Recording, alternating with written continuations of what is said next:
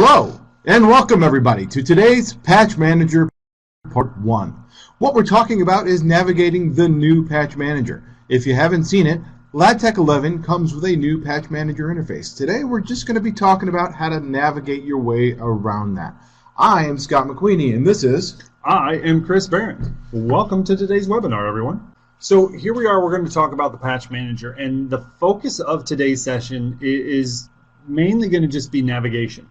So when you launch the Patch Manager in LabTech 11 for the first time, you're going to be prompted for a decision to make whether or not you want to upload the new Patch Manager. If you say no, hey, you know what? You're just going to continue status quo. No big deal. You can use the old Ignite system.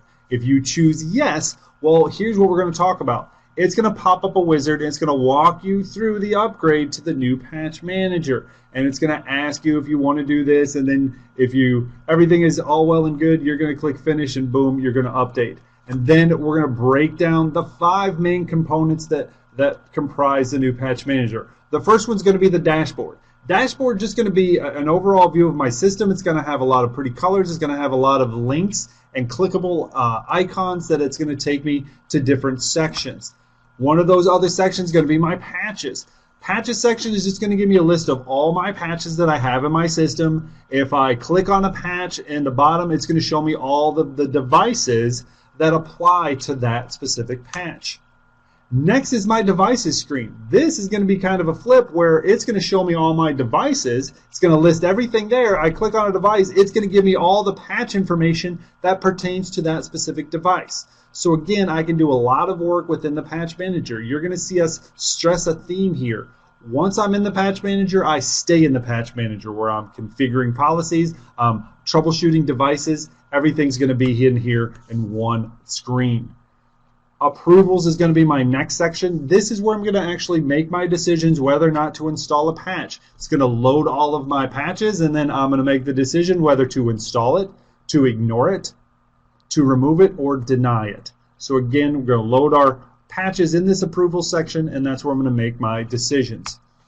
This last section is configuration. Now this is going to be a beast. This is also going to be the main talking point for part 2 in Patch Manager is actually configuring our system. So in the configuration, it's going to load all of my patching groups, and we're still going to do everything at the groups, only we're going to start applying policies that control the actions of my agents. In my configuration, in my group section, I'm going to apply my Microsoft Update policy, my App Care policy, my Reboot policy, my approval policies. Also in this configuration screen, I'm going to create all of those policies. Again, we're just going to navigate through that screen, and then we're going to start breaking down that information in further webinars to come. So these are our topics today. If Scott's ready, I'm ready to jump right in. I'm ready to jump right in. All right, cool. Now, I'm sorry for interrupting here. This first screen here is where you're launching the wizard. Yep. You have done this on one of our test systems as we've been kind of ramping up on LabTech 11. Yeah, absolutely. So what happens is I loaded my control center, and then up there's a plugin for Patch Manager. The first time I click on that button, it's going to give me a dialog box. It's going to say, hey, do you want to update to the new Patch Manager? And I have an option, yes or no. I click yes. The next thing it's going to do is it's going to launch this wizard, and it's going to kind of talk me through what I'm about to go through. So in this first screen, just a welcome screen, an introduction. Hey, we're going to introduce you to the new features of the Patch Manager. So one of the new features is our policies, and I kind of alluded to that in our intro. We're not doing anything template-based anymore. So I know if you've ever taken a patching lesson from me, I always focused on search group template, and template is where we're going to apply our install window and our reboot window. Well, the templates no longer exist when we're talking about Patch Manager. We're going to talk about assigning policies. So our policies is what's going to dictate all of our actions that we push out to our agents.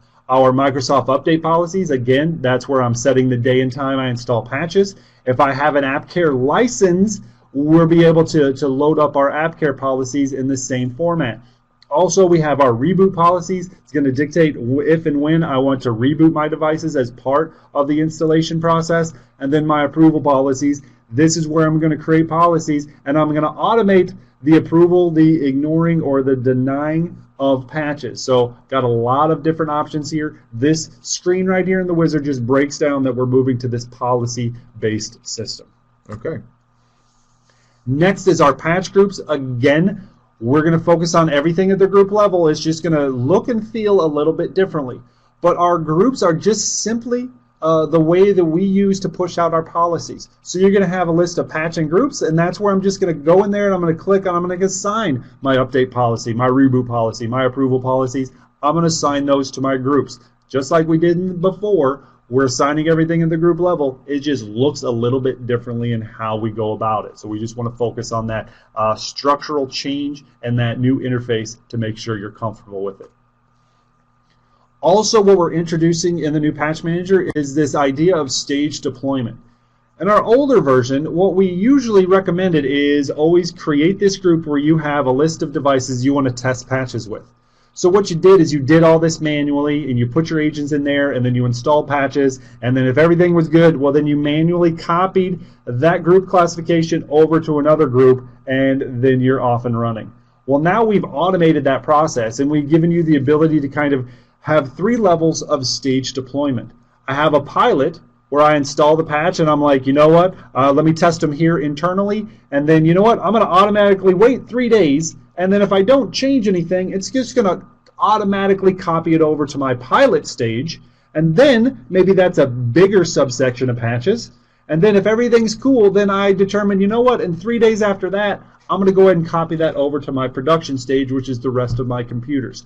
So this just automates that process. I designate which machines I want to be in my test, pilot, and production, and then you tell us how many days between the automatic copying over, and then we take care of that for you. So that's a new feature within this Patch Manager. Really cool, something I think our partners are going to love. So these first 4 screens within the wizard in this welcome section, really, if you just read these screens and pay attention to them, they're kind of giving you a 101 about how this new Patch Manager interface works. Absolutely. We're introduction to it. We're talking about what policies are, what groups are, and we're talking about staging. So this is the sort of backbone. We'll be talking about these things in greater depth when we get into session 2. But if you read these screens in the wizard, it tells you, hey, here's what the different policies are. Here's what stage deployment is. Here's how the patching groups work. So this is just a quick way to get yourself familiar with it through the wizard. Absolutely, and this welcome section, purely informational. Now the next part of the wizard is where you can actually start doing stuff. Yep, this we kind of talk about the configuration. Now that you're familiar with what we got going on, what we're really deciding here is, do I want to import approvals, and am I ready to upgrade? So this section is import patch approvals, and what this is going to do is it's going to take a look at your old system, and it's going to scan all of your groups, and if you made a patch classification on any group in there, it's going to populate this screen and ask you if you want to create a policy and import those approvals into your new system. So you can kind of see that, hey, I had this group in my old system, and do I want to rename it and bring it over? If I do, then I check that box, and then it's going to bring it over to my new system. Now, this is only for approvals. So let's designate 2 specifics here. One, only going to be my approvals. So if I set patches to install, ignore, deny, hey, we're gonna see that, and we're going to give you the option to create that policy. Now, that's only if you have existing system. If you're a new partner, if you've never done anything, well, you don't need to bring anything over because nothing's going to be populated, so you can leave all these blank. But for anybody upgrading and they have all of these and they want to import them, hey, that's great, ready to rock and roll. Just click the box on the ones you want to create. Second thing is this is only the approvals. Can't stress that enough. The scheduling for all of your patch installs is going to get wiped out. So if you've gone to your locations and you've set up patching for workstations on Wednesday, and you've set up custom patching for servers, and you've created a whole myriad of different custom designs, those are going to get wiped out. Now, that's the bad news. The good news is we've redesigned how you create those policies and those windows. It's much easier and 10 times more flexible to recreate those schedules than it was before. And we'll get a little bit more into the actual configuration in part 2, but we're just going to kind of set the stage for what to expect. Approvals, yes. Schedules, no. They are not coming. They are not part of the import process when you upgrade to the new Patch Manager. Now, at any time you're uncomfortable with any of this information, you can click cancel. Or if you want to kind of review what I just did, you can hit the back button. Anytime you hit cancel, you're fine. It's going to stop the wizard, not going to make any changes to your system, and it's going to go back to the old way of doing things with Ignite-based and templates, and the old patch manager will show up. As soon as you hit finish, that's where the magic happens. It's going to create all of those approval groups, create those policies. It's going to import all that information. It's going to build a bunch of new tables in your database. And the one thing about that is once you hit finish, there is no going back. All right, one and done here. So be very cognizant of that, because I don't want any partners upset because they hit finish and they're like, oh, I don't want to do this. Now I want to go back. And we don't have a back button to uninstall the new patch manager. So be very ready for that. Don't hit that finish until you know what you're getting into. So really right here, when you get to the screen, this is where you would hear in the back of your head, you would hear a voice that goes, "This is the point of no return." Absolutely. So if you hit cancel, no harm, no foul. If you hit finish, as soon as you hit finish, it's going to take a little time. You're going to see it thinking and doing some things, and then it's going to launch the new patch manager, and you're going to see this. It's going to default to the new dashboard. You can see pretty cool, pretty high tech. A lot of information going to be here. We're going to break down the different sections here. If you opt out of the wizard, or when you launch it for the first time and you say no, that's fine. You can just launch the patch manager, and it's going to see our old interface. This is what, if you're new, this is what our old interface looks like. And then you can see in the bottom left that upgrade to new patching. That's going to relaunch the wizard and give you another crack at it. Go through, make your changes for the approval policy, hit finish, and it'll load it at that time. So only until you're ready do I recommend upgrading. If you don't want to do it the first time, that's fine. Maybe you want to learn it a little bit more. And then you come back in the patch manager, and now you're ready. You click that button, it'll relaunch the wizard for you. All right, so let's break down the different screens that we have. Again, we're going to focus on the navigation, just get you comfortable with what you're looking at here. Now, we're going to default to the dashboard, and you can see when it launched, I had the dark view. I like the light theme because it's easier for us to present. It's easier to read and kind of see all the information. Whatever, you pick your poison. We kind of go with this because it's a little easier to present on. But I'm going to focus on the dashboard. I have patches, devices, and then over here I have approvals and configuration. So we're just going to break down from left to right all the different views that I'm looking here. For all my views, navigation and filtering is going to be on the left. You can see it's going to default to my clients. I can break that down, go by locations if I need to. I can load by groups, my different patching groups. I can do a search, or I can filter by managed devices, patch stage, workstation OSs, server OSs, categories of patches, or manufacturer. One thing to keep in mind, when I select a filter on the left, it changes the information on the right, and that's the main thing you need to take away from this. On my dashboard, I'm not doing any configuration. I'm not changing anything here. This is just going to give me a view of my overall system and allows me to click in these items to filter out additional information. We're focused on current status. Here up at the top, I'm just going to kind of see what's going on in my system, my overall compliance. You can see I'm currently at 88%. This is just a one-to-one ratio of what patches do I have approved to what patches do I have installed. All right. For me, I have 88% of my approved patches installed, which is pretty good. So I'll take it. Everything is green. Green is good. When I start seeing red, hey, I'm going to know stuff is bad. But that's going to be my overall compliance.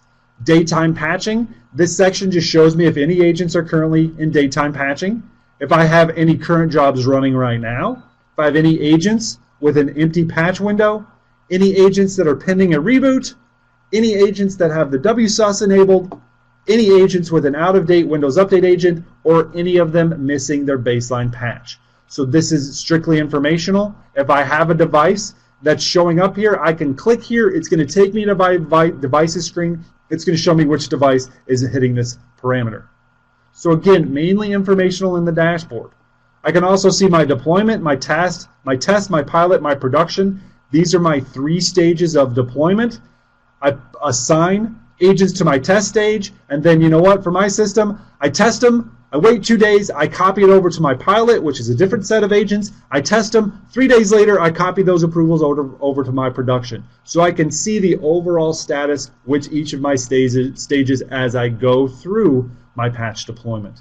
And again, all of these are going to be filtered out, failed, not attempted, and installed, and allows me to click on these devices to filter out that information. Down at the bottom is my compliance. We're going to go by 2 different bodies here. Severity is Microsoft severities. It's just going to filter out by critical, important, moderate, low, and unspecified. Again, I want to look at all my critical patches. I can click on this bar. It's going to take me and filter out all of these patches so I can view them separately. Same thing for any of these bars. I can click them for more information. The other patch compliance inventory is CVSS, Common Vulnerability Scoring System. This is a scoring system developed by NIST, or the National Institute of Standards and Technology. This is a governmental body that assigns a score to patches that they deem important enough to classify. We have high, medium, and low. Again, always get asked the question, which one should I go by? Who's ever going to audit you? Most places are going to go by Microsoft with their severity rating. If you work for the government, you may go by CVSS. This is just 2 independent things to kind of weigh against and kind of see the overall status of your system. Over here on the right is just going to be a list of patches that I have in my system, and they're going to be organized by least compliant patches at the top and then most compliant at the bottom. So again, just looking at information here on this main dashboard screen. As we move along, I'm going over to my patches screen. Again, all of my navigation is going to be on the left. What I'm looking at here is just all the patches that are in my system. It's going to give me a total. The count here, 879 patches. That's how many patches I have in my system. If I highlight a patch down at the bottom under device deployments, it's going to show me all the devices that have shown up with this patch. Whether it's missing or installed, we're going to show all the devices that are applicable to this patch. You can see I selected this one and it populated this device, and it shows that it's been approved and it has been installed. So again, it gives me just more information. Any device that I select here, or any patch I just select here, it's going to populate with all the corresponding devices. I highlight the devices. It's going to give me more information down here. I can try to wake the device. I can try to install the patch that I select. I can try to uninstall it. I can resend or reboot the device. So I have multiple options up here. If I highlight the device, I can control some actions here. So if I find a patch, oh, it's not installed, oh, let's go ahead and do it. Oh, a patch that is installed, okay, let's go ahead and try to remove it. So again, we're trying to stay here. Once I'm in the patch manager, I'm staying here, I'm working from these screens. That's one of the key takeaways, if anything, about this, is as you go through here, you're going to see I'm not jumping out of the patch manager. I'm not opening up any other things or items in the navigation tree in the control center. Once I'm in, and I'm just working through the information that I need. Next is our devices. Again, navigation on the left. This is going to be all of my devices. Currently in our test environment, I have 8. And you can see it's going to filter them out, give me a lot of information here. Give me a list. Once I highlight them, it's going to give me the patch information for that device. You can see here's my LabTech server, here's my server, here's all the information here. Now this is probably when you're troubleshooting, going through, this is where you're going to spend a lot of your time. Hey, I have a device that isn't compliant. Why not? Well, let's load the devices screen. Let's take a look and see what's going on. Can identify the OS, the WUA version. I can see what patching stage it's in. I can click here and I can change it. Oh, it's in production. I want to move this over to my test or my pilot. I can set my patch staging classification here. I can see how old my inventory is, and I can resend the inventory straight from here. I can get a list of all the patches that are applicable to this device. This is the same view if I open up the computer management screen, go to the patching tile. That's the information that's going to be here. If I highlight a patch, I can install it, I can try to remove it, and if it's failed, I can clear that failed state to reattempt. I can also see the patch jobs that have executed here. I can look at the Windows Update logs, and I can see all the patching groups that this device is currently in. Again, I can troubleshoot, I can take a look at the logs, I can look at the patch jobs, I can see if they've aired out, and if I need to, I can double click and I can open up the computer management screen and go straight to that device. So again, we're staying here, we're troubleshooting, we're getting a lot of information. As you can see a theme here, navigation on the left, breaking down devices here, select a device, all the information is going to be in this bottom section. So in these first three screens that we've gone through, sticking with the theme of navigation here in the Patch Manager, in the top left, the three icons Chris has navigated from left to right, has been our dashboard, then we moved on to patches, then we're here on the devices screen. On these screens, these are the screens where we can view stuff. So just keep that in mind when you're kind of getting your feet wet and learning your way around this new Patch Manager interface. In the top three icons on the left, this is where I can view stuff. I want to view my dashboard, a quick glance at what my compliance is and stuff like that. I want to view my patches, I want to view my devices. When we move over now to the right side of the screen, that's when we're going to do stuff. Yep, and usually when you're in the dashboard and you see all the items that are clickable, all you're going to do is you're going to filter to the patches, whatever you clicked here, or you're going to click to the devices. So these really play hand in hand, and they're going to kind of navigate through all of the items here. Now we're going to kind of flip the script when we come over here and we start talking about our approvals. Here's where we're going to start doing things. All right, this is where we're going to start manipulating information. Again, navigation is going to be on the left. The approval section is broken down into two sections, discovered patches and set patches. Now here's different filters so I can filter through my patches. Now here's something that's new. My approval policies. All the approval policies that I've created for my system, which I'll do in the configuration screen, are going to show up here. Now this gives me the ability to create as many policies as I want, and you can see I've kind of blown up the approval policy schematic in my test environment to show you all the different options that we're going to be going through in further webinars. But here are approval policies. This is where I'm going to create a policy. I'm going to dictate what patches I want to install or ignore or deny or remove. And then I'm going to make that classification here. So I create a policy, I come and load the policy, and then I make my determination of what I want to do. Now, if you can see this one, this has a star by it and says approvals, that's default. So I've identified one default approval group that I'm going to use primarily. And that's really the one that I kind of use as my catch-all, where I'm kind of relaying it back to our old system. This is going to be kind of what I apply to my Windows updates.approved, where it's going to pretty much go out to all of my agents unless I decide otherwise. And so what really good is, what I should see is discovered patches. I shouldn't see anything up here. What shows up on this top screen for any policy are any patches that are not set. That's all that's going to show up here. Discovered patches, anything that I have not made a decision on, are going to be at the top. Once I make that decision, it's going to come down to my set patches, and these are going to be all the patches for this policy that are installed, ignore, remove, deny. So again, not set at the top, classified down at the bottom. I can change this. I can switch this back to not set. As soon as I do that, it'll put it back up in this discovered patches. As I filter through my different policies, it's going to change dependent on that policy. So you'll get a little more comfortable, but for this point in time, policies load over here. Discovered, anything at the top is not set. If I've made a decision about a patch, it's going to be here. It's going to give me a count for the total at the top, count for the bottom. As soon as I start moving around, you'll see these numbers change. This is where I start manipulating information. This is where I start creating policies and adjusting what I'm actually going to install on my devices. And that brings us to our last section, and that's my configuration screen. This is where pretty much all the magic happens. So this is where we're actually going to set all of our policies, but also where we're going to create all of our policies. Here's where we start navigating through our patching groups. All right, we're still doing everything at the group level. So a couple things that's different is, if you're old school, well, all of our patches, we kind of had that hierarchy, and we had our Windows updates and then approved and then servers and all that. We had that hierarchy. We kind of did away with that. There isn't a hierarchy. All of these are going to be flat. We're just working straight from this screen, and then we just have a list of groups, and we determine how and everything gets applied. So really simplified, but also equally cool.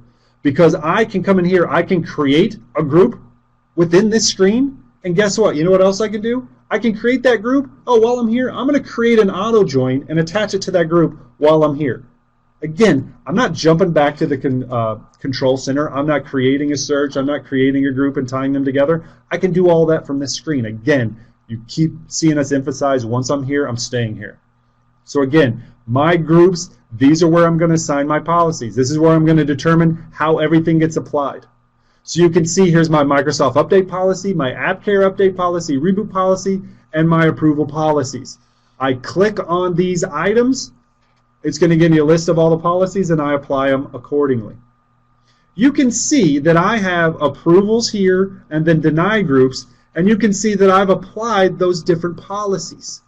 So again, kind of the same structure we had before is I'm going to focus on approvals. I have groups specifically for those policies. And then I have my patch install groups, and that's where I'll focus on my update and my reboot policies. So again, this will start becoming more clear. For this stage of the game, I just want you to know the configuration is where we assign and we build our policies. So again, just get comfortable with that.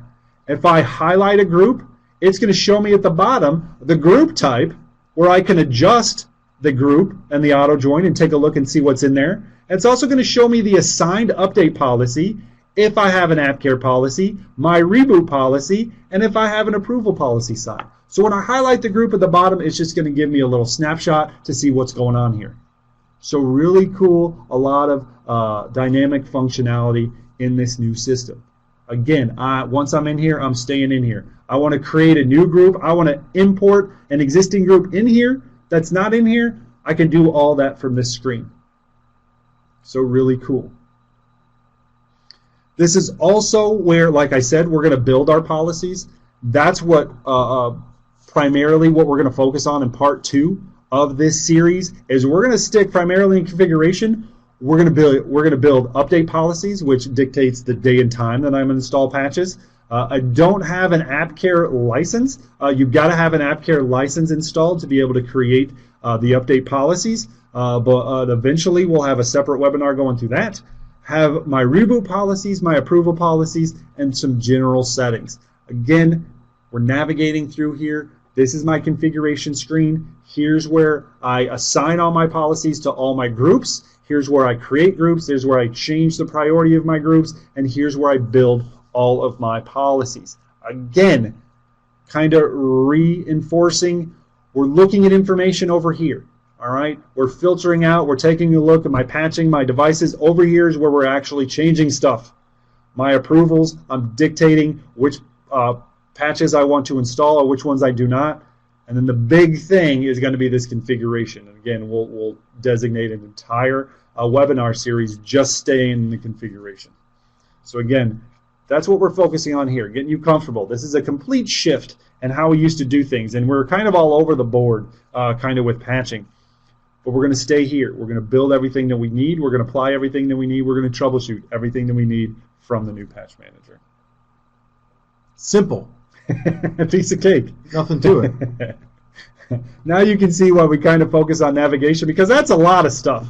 And just getting comfortable with where everything is, that's going to be your first step, is just kind of getting the lay of the land, so to speak. And that's really what we want to focus on with today's webinar. All right. Anything else about the information here that you have, Scott? Well, if you remember, if you end up going through that wizard between now and the next time you tune in for part 2, you'll see that informational portion where we explain to you in the wizard what stage deployment is and what the policies are. If you happen to do that, even if, like Chris said, you cancel out of the wizard, which means you can go through the wizard again in the future, what that's going to do is that's just going to help you get ahead of it a little bit when you tune in for part 2, because in part 2, that's when we're really going to get into making these configurations and policies and stuff like that that'll really help you start patching. Hey there, welcome everybody. Glad to see you back for our Patch Management Session 1. This is a Q&A portion. You watched the video, you've built up some questions. We even got some showing up in here right now. I'm Scott McQueenie. My name is Chris Barrett. We're going to get you taken care of. Okay, Doug. Doug is talking about the new approvals area. It doesn't show when patches were released, unlike the old one. I believe this is a critical for many, as both the search option and approving larger amounts of patches. Can it be implemented again? If it's not showing up, if you're seeing something you don't see in the old Patch Manager, let our dev team know. Send in a feature request, go to our site, submit a feature request that way. Anything you see in here that you would either want to put in or like to see, not something that we really have a lot of control over, but the more partners that send in their requests, the better off they're going to be to see it in a future release. So yeah, if it's something in there that you want to see, yeah, by all means, send in straight to our people.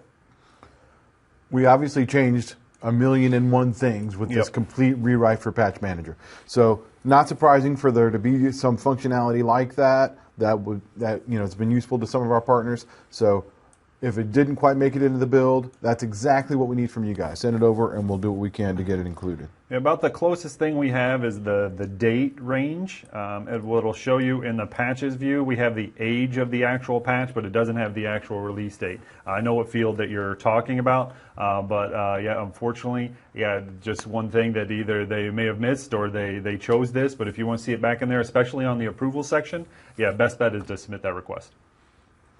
All right, we got another one also from Doug. Notice that we have a tile for WSUS enabled in the new Patch Manager. It's also listed as an error flag under devices. We have a number of small business servers that have WSUS enforced in group policies by default. Do we need to make changes to improve patch compliance, such as disabling their WSUS policies? That's going to be your call. So if you want the SBS, or if you want the WSUS to work and everything's working fine and you don't want to disable it, by all means, you can. We're integrated. We can work with the WSUS if you want. Now you have to go to our system and you have to put in that way we want to route through this so we know where to go. So all the communication works together. Now the way that works is if I have a WSUS system, and a lot of times when we saw back in support, when we saw WSUS causing issues, a lot of people, they didn't know they had the SBS box, or they took over a company. They didn't know that was dishing out an IP address, and that all of the agents at that location were going to that SBS box to look for patches. And the main problem there is if you're not keeping on top of those, if it's not making it through the WSUS server, then we're not going to see it in LabTech. So as long as it's being kept up to date, what we're going to do is we're going to look to that SBS box for the patches. If they're approved there, then they're going to get passed to us. Usually, if you don't know that that's there, it's going to go look at this box and not have anything for it. So normally what you have is in a system where you don't have WSUS is we submit a command to the agent goes straight to Windows Updates, and we pull the patches. Now we got to go through the SBS box. That box is the one communicating to Windows Updates, so we have to get all the approved patches to there, so it has to go through there. And just because it goes through an SBS box and makes it into LabTech, well, we still have to approve them for LabTech to install them. So a couple different hoops you have to jump through, but it is perfectly compatible. If we get the patches from the SBX box, everything will function just like it always has. So one aspect of that question was, would it have an adverse effect on patch compliance? Well, if you're still approving the patches and they're just going to get them from the WSUS box and then getting pushed down to the agent that way, that should not affect compliance score adversely. As long as they're getting approved in LabTech. Just because they make it to the SBS doesn't mean that we're not looking at the box to see, hey, it made it in, so it's compliant. We're still going to read the approvals that are in LabTech for those compliance scores. So there's a dual authentication or a dual approval process.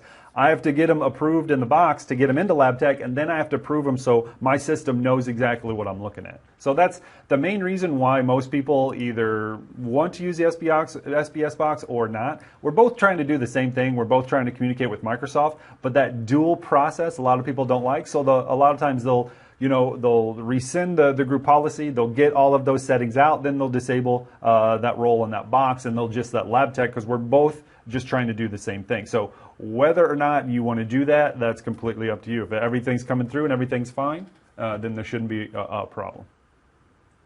All right.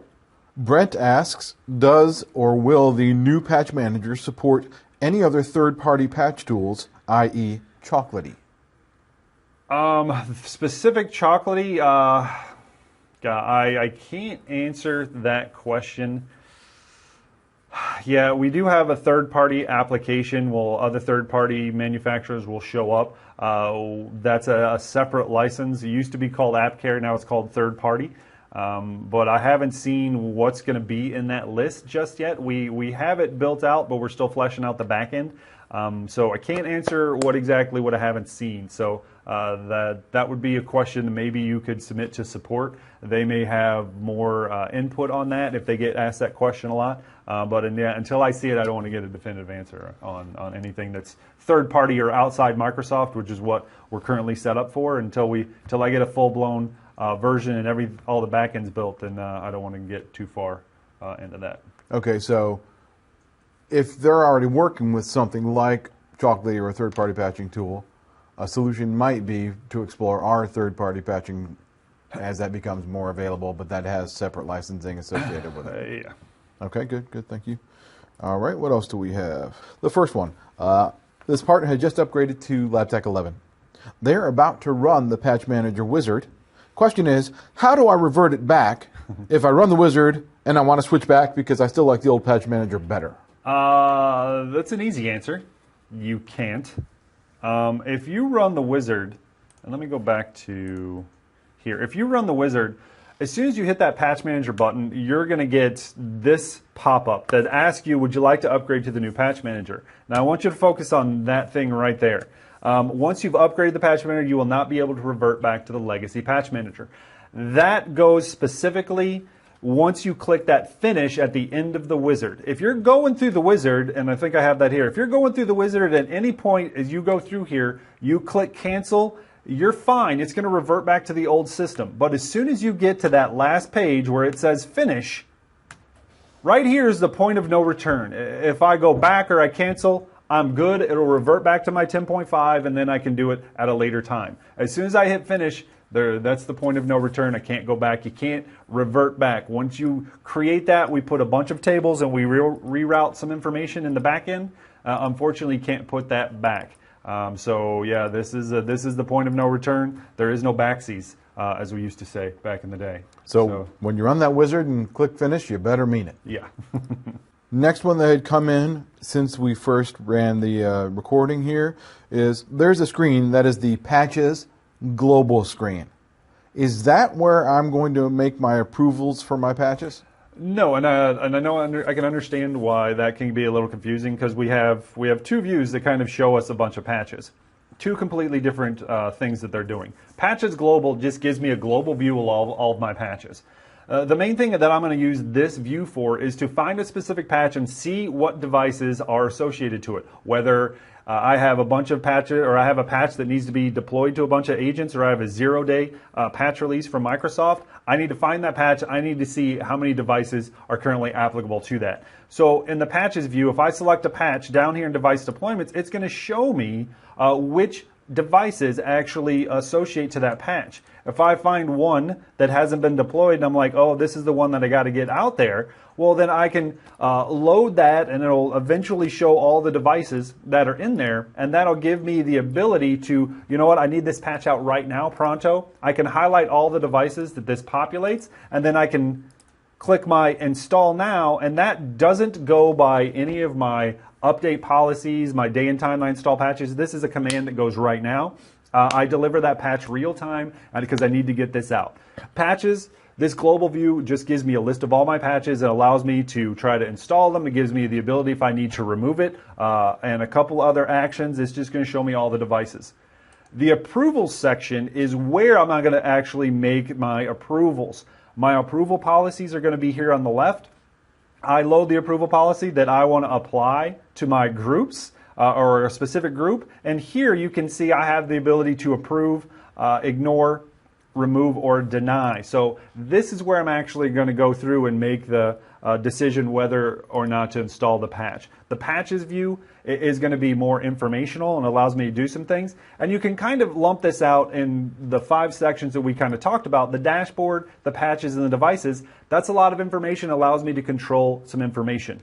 Over here is where I'm going to make my decisions. On the right side, I have my approvals and configuration. Approvals are where I'm going to, hey, I want to install these patches on this policy, and my configuration, I want to apply these policies to this group that has these agents in it. So if you kind of separate it from the left from the right, I have my information from my dashboard patches devices, and then I have my configurations with my approvals and configuration screens. Okay. That sheds some light on that one. Hopefully, whoever asked that question, you know, it's pretty easy for me to understand. Oh, wow, do I just go to this patches screen and approve them all? So hopefully that helps you, you know, find the right way to get those approvals taken care of. Speaking of another one of those built-in screens, one of the ones that this partner had asked about in the question that they sent over as well was, I want to find the patches for a specific device. So if I want to go and see the patches for this device, do I need to exit Patch Manager and go open that computer management screen to find the patches on there? One thing that I love about this new Patch Manager is once I'm in here, I don't really have to go outside of it. Now, if I click on my devices screen and I have a list of all 8 of my devices that I can see here in the screen, if I want to load that device, down here at the bottom it's going to give me all of my patch information. It's going to give me a list of all my patches. This is the same list that if I want to go out and open the computer management screen, I can, and I can go to that tile that has the patch management. This is the same stuff here. I can find a patch, and on this device, if I need to install it, I can. If I need to remove it, I can if I want to go device specific.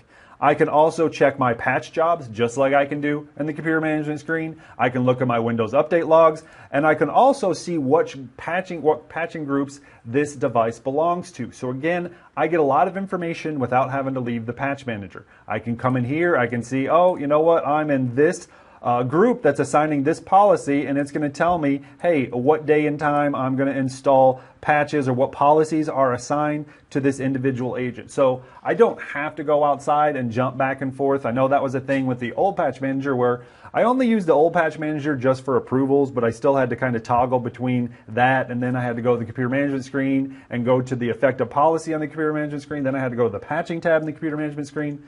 With the new Patch Manager, I just come to my devices that I can get all of that information right from here. Now, the one thing you can't do here is if I want to, you know, send a command from here, you know what, I can right click on this device and I can send a command and I can send a script, which is very cool, but I can't see the status of the commands or the scripts from here. But I can always just double click and that's going to open this device's computer management screen. So it still saves me that step of not having to go back into the navigation tree, go to the client location, find that device again. I can get to everything right from here. So very self-sufficient in troubleshooting and kind of getting a little more information. Then if I need to go back, hey, I can always double click and open the computer management screen. That's definitely a time saver.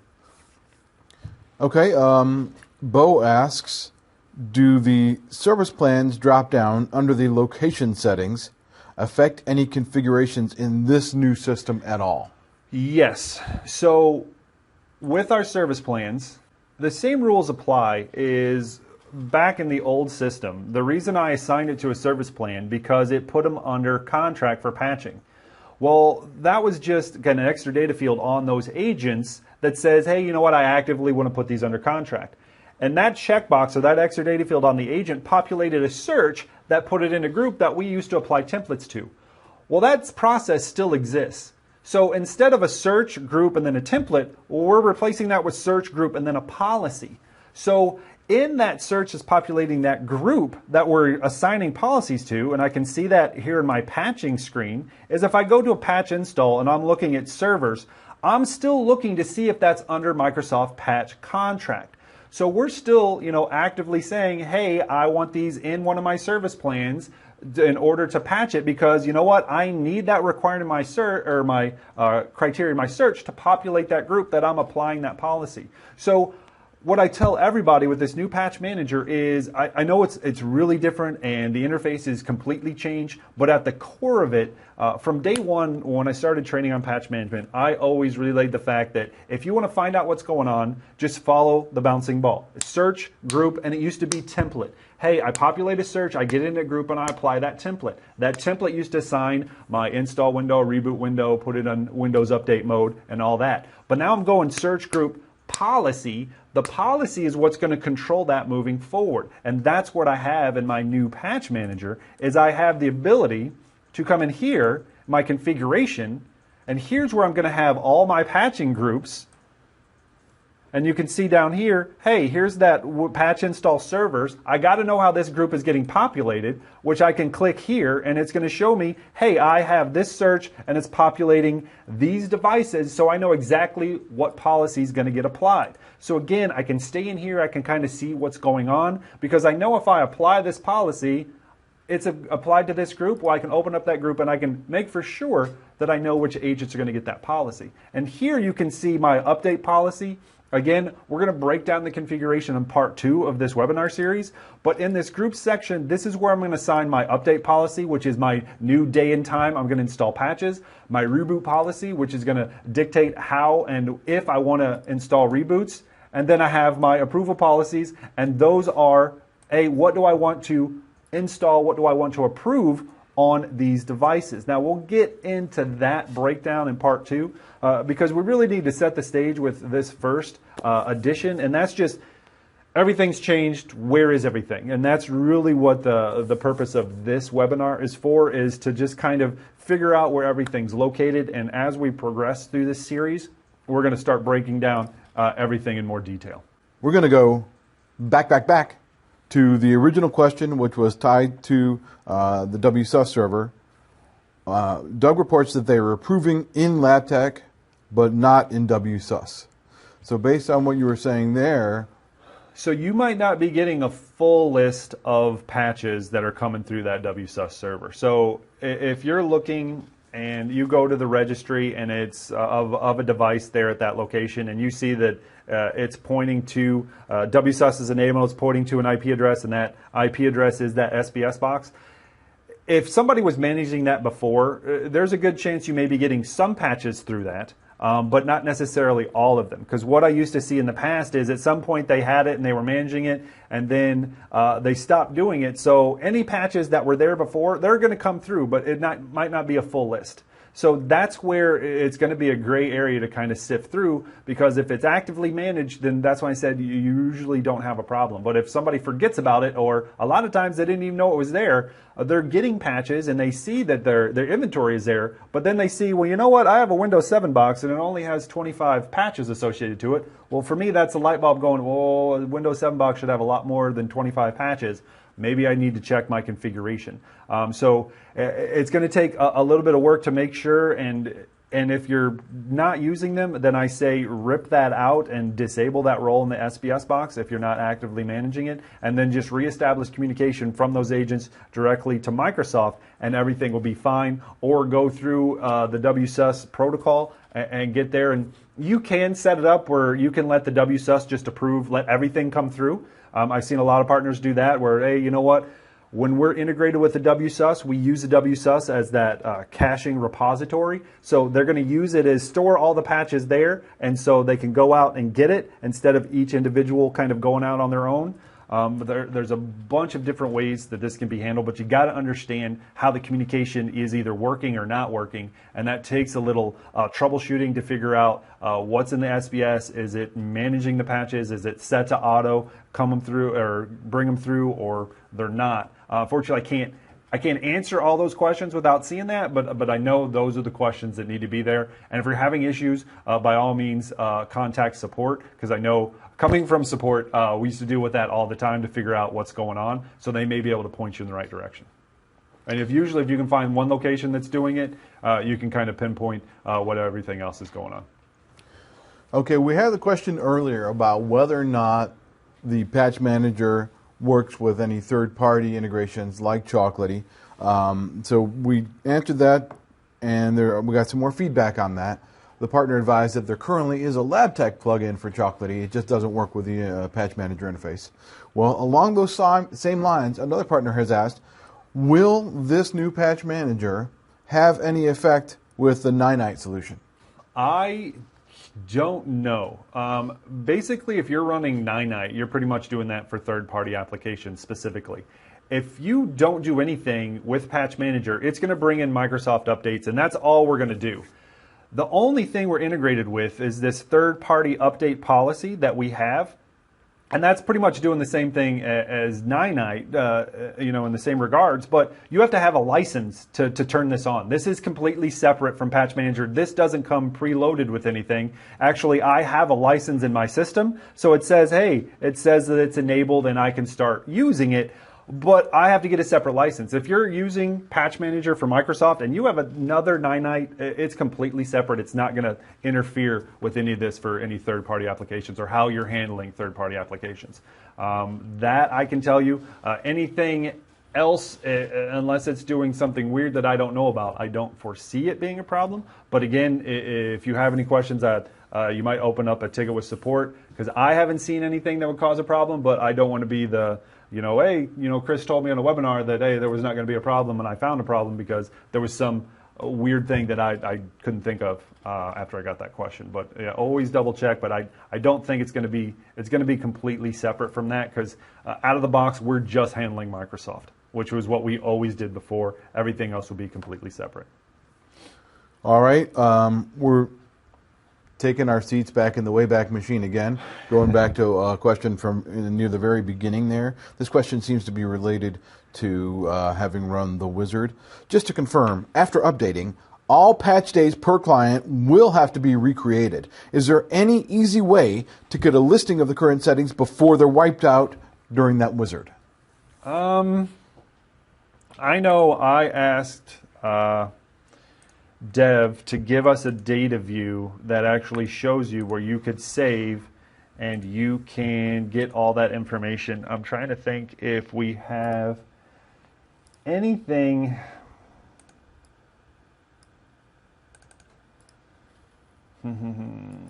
that I can manipulate to get that information out of the box. Because, we had that same question.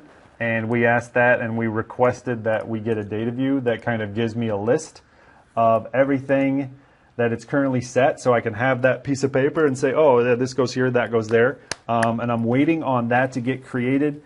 I thought we had a data view that kind of gave me that information. Let me hold off on that. Let me get the name of that partner. Let me look at that offline, and I'll shoot you an email and tell you what I come up with. So I don't want to dig through data views. Let me take a little time and see if I can find something or put something together that's going to answer that question. Folks, we love this level of interaction with you guys. We love this level of response. We've had emails that were sent prior to this session. You guys hit us up with a bunch of questions while the recording was playing. You hit us up with a bunch of questions since we started. I'm getting IMs from colleagues who are saying, we just got another one that came in via email. This is really cool. We'd love to see all these questions coming in from you, but we just ran out. You got 4 minutes to play pin the tail on the tall guy. That's his interdepartmental nickname. He's very tall. So very creative in the education department. I made the nickname. The tallest guy gets the nickname, but tall it's stuck. Guy. The name doesn't matter. It's whether or not it sticks. So we got a couple more minutes for you guys to throw in any other questions you might have about this new Patch Manager interface. Now, also, so we're not sitting with the dead air, just to reiterate, this is Patch Manager Part 1. This is a beast. We're putting together a series of webinars, one each month.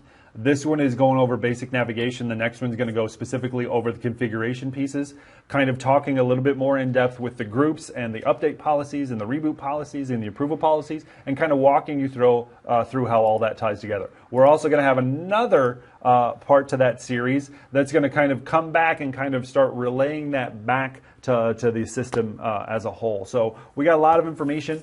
So if you're looking at this and you don't get your questions answered, send them in, but we'll also have more webinars. We'll have more Q&A sessions as we continue to break this down piece by piece. Hey, we're going to be here every step of the way.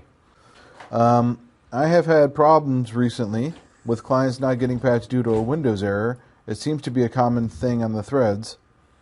Is there anything new for the actual installing of patches? Now, the back end, the actual process, that communication is still there. Let me see if I can pinpoint this. Is it the 1E error? I don't know if he gave me the actual error there. No. But the most common one is going to be that 1E error. And if you've all seen that error, you know exactly what I'm talking about. I still talk about that error. That unfortunately, it's a Microsoft error that kind of forces a stop in the system. It's the system or service restarted during the process, and so when that does, boom, we find that error in the log and we kick that out because something happened. It is Microsoft. The only thing that I can tell you, and this is coming straight from conversations that I had with partners just as recently as Automation Nation a couple weeks ago, one partner said that he seemed to notice a change in the frequency when he started rebooting his devices before the patch install, which you can now automatically do with the new system, which is really cool, and I showed him that you can do that in LabTech 11. Microsoft just released a roll-up patch because predominantly this is happening that I've seen on Windows 7, Windows 2008 devices, which is primarily kind of the same OS. They just released a patch that is a roll-up that I've gotten positive responses where they've seen a decrease when they've gotten this roll-up because it's rolling up a bunch of patches together, which also seems to fix a couple other issues with predominantly the, if you've seen agents that are trying to install patches, and I'm talking about Windows 7 and 2008, where it's spiking the CPU, well, that's because Microsoft is trying to cycle through every iteration of that patch and find the one before it that precedes it. Well, this new update roll-up kind of gets them all up to speed, and it kind of fixes numerous problems. One is the high CPU spike, and I was just told earlier this week or last week that it seemed to be helping with the 1E error. So I can't remember off the top of my head what that KB is, but that is out there, and even support, when that came through, the primary supports me, shot me an email saying, hey, here's the patch we've been waiting for. Because if you've been with Microsoft for a long time, this is the same error that we used to see with XP in 2003 a couple years ago. Now it's caught up to 7 in 2008, and we have to wait for them to get that patch out to kind of get everything up to speed so it patches a little more smoothly. So I can't for certain say that that has fixed everything, but this is the responses that I'm getting from other people in the department, partners that are sending me emails, and people that I talk to at Automation Nation to try and relay this information to as many people as possible. Okay, we got time for one more. By the way, the partner did chime in that it appears that the 1E is the error they're getting. Yeah, I took an educated guess at that one. Yeah, I've been dealing with that error for a long time. A little bit. So the last one we're going to have time for today, everybody, is reboot policies. Just to confirm, I want to make sure clients never reboot outside the patch window or beyond 20 minutes beyond install window, even if patches took longer to complete. Do I set reboot for during Windows Update? Plus 20 minutes. Okay. So we'll discuss this a little more detail, but you have the ability, see here I have the ability to during Windows Update, and I can extend the reboot window for whatever my policy assigns, plus an additional. It's kind of like the old template setting where I set patches to install from 3 to 5, and I set my reboot window from 3 to 5:30, which gave me that extra boost of 30 minutes. Here, if I want to do that, I have the ability to, during Windows Update, and then I want to extend it by 20 minutes. All right, and that's just like we used to do with the templates. Hey, if you finish within this time, and I'll give you 20 minutes extra to reboot. After that, you know what? I'm going to flag you for reboot pending, and then we're going to call it a day, and we're going to exit out. So this should be pretty much as close to what the old template setting is during that Windows Update. And that's a perfect one to end on, because isn't that a little nugget for the stuff we're going to cover? Yeah, it's a nice segue into part 2. For more information about all of the reboot policies, please tune in next month for our part 2 of Patch Manager. I'm going to tune in. He has to. I'm pretty sure he's going to make me do it as well. So. Me and Tall Guy. Yeah. Knocking it out. All right, everybody. Thank you so much for all the questions you've gotten in. I'm Scott. I'm Chris. Always a pleasure. And we look forward to seeing you for round 2. Take care. Take care, everybody.